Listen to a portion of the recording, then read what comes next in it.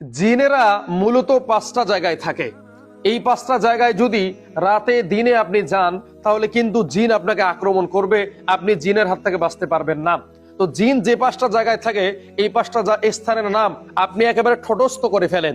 1 নম্বরে জিনেরা থাকে পরিত্যক্ত ঘর বাড়িতে, যেখানে সাধারণত মানুষ যায় না, যেখানে বহুকাল মানুষ যায় না, বিধ্বস্ত একটা ভবন, বিধ্বস্ত একটা বাড়ি, যেখানে সাপ থাকে, বিচ্ছু থাকে, এক কথায় পরিবেশটা ভয়ঙ্কর থাকে, এইরকম জায়গায় আপনি কখনো যাবেন না। এরকম জায়গায় কিন্তু জিনেরা বসবাস করে।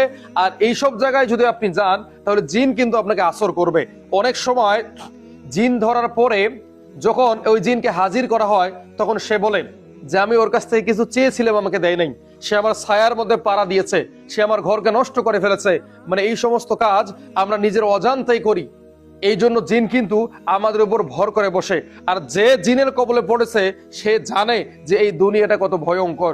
2 নাম্বার হচ্ছে পরিত্যক্ত ঘর বাড়ি, যে ঘর বাড়িগুলোতে মানুষ থাকে না, দীর্ঘদিন যাবত বন্ধ থাকে। মনে করেন যে এমন একটা বাথরুম যেখানে কেউ যায় না, দীর্ঘদিন থেকে বন্ধ থাকে, বা এমন একটা ঘর যে ঘরের মধ্যে কেউ থাকে না, 2 মাস 3 মাস বন্ধ, এই সমস্ত ঘরের মধ্যে কিন্তু জিনেরা থাকে।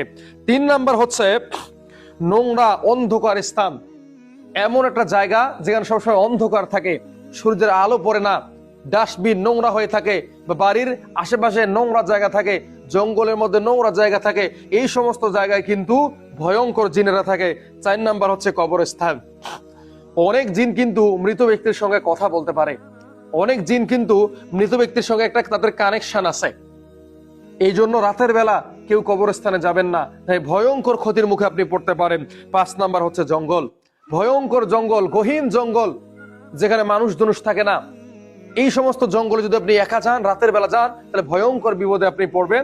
পরে আমাদের কাছে এসে বলবেন, হুজুর আমাকে জিনে আসর করেছে, আমার ঘুম হয় না, আমার মন ভালো থাকে না, আমার শরীরের মধ্যে শান্তি নাই, আমার পরিবারে অশান্তি, এরকম কথা পরবর্তীতে আমাদের কাছে এসে বলবেন। তো এরকম 5টা ভয়ঙ্কর জায়গার কথা বললাম, এই সমস্ত ভয়ঙ্কর জায়গায় যাবেন না। এছাড়া বাড়ির বাথরুমে ময়লা আবর্জনা ফেলবেন না, সেখানে জিন থাকবে। ঘরের জানালা দিয়ে পচা খাবার ফেলবেন না, ওখানে জিন থাকতে পারে।